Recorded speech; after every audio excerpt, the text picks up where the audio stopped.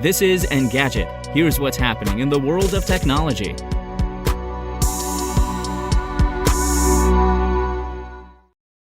It's Monday, June 21st. It's a good time to start shopping if you've been eyeing an iPad but feel the M1 iPad Pro is overkill for your needs. Amazon is once more selling the 4th generation iPad Air with Wi-Fi and 64 gigabytes of storage at a record low $539, well under its $599 official sticker. The tablet hasn't reached that price since February, and this suggests you won't have to wait until Prime Day to score a big deal. You'll also see a particularly large discount on the 256 gigabyte Rose Gold Air, which is selling for $660 instead of its usual $749. The iPad Air won't be as speedy as the latest Pro, but it's still one of the fastest tablets around. You'll also get strong battery life and support for both the Magic Keyboard as well as the 2nd generation Apple Pencil. If you like the idea of the 11-inch iPad Pro but don't need the M1, 120Hz display, or multi-camera setup, you'll get a very similar experience for much less money.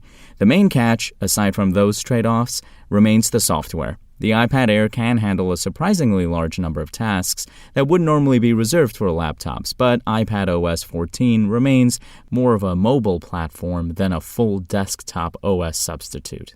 iPadOS 15 should improve multitasking, but you'll still want a conventional computer for many heavy-duty tasks. With that said, the discounted iPad Air with a Magic Keyboard is significantly less expensive than a MacBook Air. That's worth considering if you're more interested in touch support and tablet flexibility than performance or sophisticated software. In transportation news, electric air racing just took a significant step forward. The Verge reports that Airspeeder recently completed the first test flight for its electric flying race car, the Alauda Aeronautics Mk3. A remote pilot flew an uncrewed version of the eVTOL aircraft over southern Australia, with the country's Civil Aviation Safety Authority watching over the test. The machine can reach altitudes up to 1,640 feet and hit 62 miles per hour in 2.8 seconds. Remote pilots fly in a cockpit-like environment through virtual courses, with LiDAR and radar helping to prevent collisions. Crucially, the design is meant to minimize downtime. While the Airspeeder racer can only fly for up to 15 minutes on a charge, teams can swap batteries in as little as 20 seconds. The test flight clears the path for a 3-event EXA uncrewed racing series starting later in 2021 that will feature up to 4 teams with 2 pilots each. Data from those competitions, including dummy telerobotic avatars in the cockpits, will ideally lead to directly human-piloted races in 2022.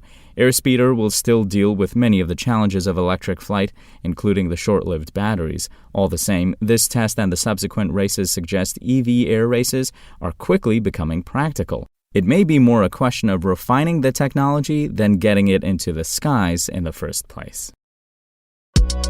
If you want to catch the latest tech news as it's happening, check out Engadget.com or tune in again every weekday.